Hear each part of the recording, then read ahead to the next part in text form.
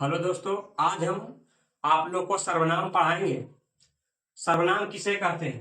सर्वनाम किसे कहते हैं? जो शब्द संज्ञा के बदले में आता है उसे सर्वनाम कहते हैं।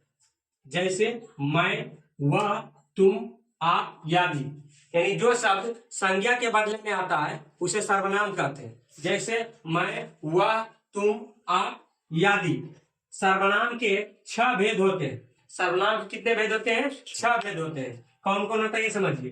पहला हुआ पुरुषवाचक सर्वनाम, दूसरा हुआ निजवाचक सर्वनाम, तीसरा हुआ निश्चयवाचक सर्वनाम, चौथा हुआ अनिश्चयवाचक सर्वनाम, पांचवा हुआ संबंधवाचक सर्वनाम और छठा हुआ प्रश्नवाचक सर्वनाम। अब हम आपको बताएंगे कि पुरुषवाचक सर्वनाम किसे कहते हैं। पुरुषवाचक सर्वनाम किसे कहते हैं? जिस सर्वनाम से स्त्री या पुरुष का बोध हो उसे पुरुषवाचक सर्वनाम कहते हैं। जैसे मैं, तुम, वे दोनों, आदि। यानी कि जिस सर्वनाम से स्त्री और पुरुष का बोध हो उसे पुरुषवाचक सर्वनाम कहते हैं। जैसे कि मैं, तुम, वे दोनों, आदि। अगला हम पढ़ेंगे 2 नंबर, निजवाचक सर्वनाम किसे कहते हैं। निजवाचक सर्वनाम जिस सर्वनाम से निज का बोध उसे निजवाचक सर्वनाम कहते हैं। जैसे आप स्वयं। निज का मतलब क्या हुआ? जिस सर्वनाम से निज का बोध हो, यानी अपने आप का बोध हो, अपने आप का बोध हो, उसे हम निजवाचक सर्वनाम कहते हैं। जैसे हुआ आप स्वयं।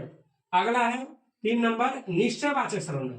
तीसरा सर्वनाम हम पढ़ेंगे निश्चयवाचक सर्वनाम। निश्चयवाचक सर्वनाम किसे कहते हैं? जिस सर्वनाम से निश्चय का बोध हो, यानी निश्चित का बोध हो, उसे निश्चयवाचक सर्वनाम कहते हैं। जैसे यह, वह। अगला 4 नंबर है अनिश्चयवाचक सर्वनाम किसे कहते हैं। चौथा सर्वनाम हम आपको बताएंगे अनिश्चयवाचक सर्वनाम किसे कहते हैं। जिस सर्वनाम से अनिश्चय का बोध हो, यानी निश्चित का बोध नहीं हो, अनिश्चित का बोध हो, उसे हम अनिश्चितवाचक सर्वनाम कहते हैं।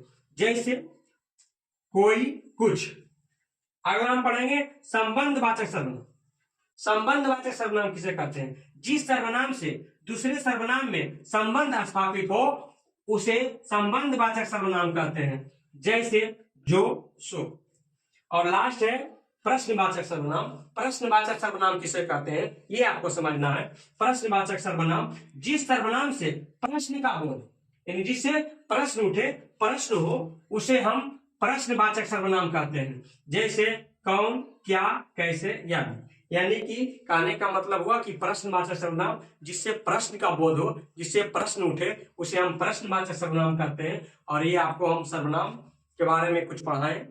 इतना ही, फिर हम अगला वीडियो में मिलेंगे। अगर वीडियो को अच्छा लगे तो प्लीज चैनल को लाइक, सब्सक्राइब जरूर करें।